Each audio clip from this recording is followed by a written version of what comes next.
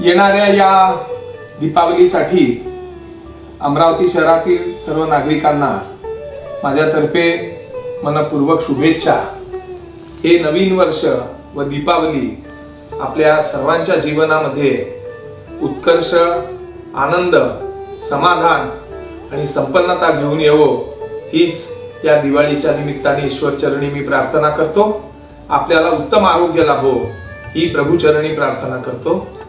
दिवाळीच्या निमित्ताने मी लोकांना एक विनंती करू इच्छितो की या राज्यामध्ये ओला दुष्काळ पडलेला आहे।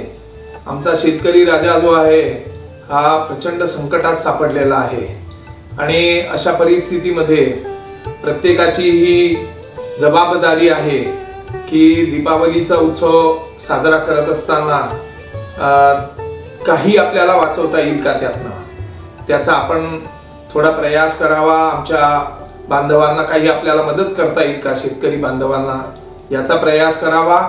आणि दुसरा एक विनंती करू इच्छितो की या शहराला उत्तम वायू एअरचा आपल्याला पुरस्कार मिळालेला आहे, त्यामुळे दिवाळीच्या दरम्यान साऊंड पोल्युशन म्हणजे आवाजाचं प्रदूषण होणार नाही, ध्वनी प्रदूषण, तसंच फटाक्यांच्या याच्यामुळे अत्यंत विषारी असा धूर पसरतो सगळीकडे, त्याचं सुद्धा भान आपण ठेवलं पाहिजे।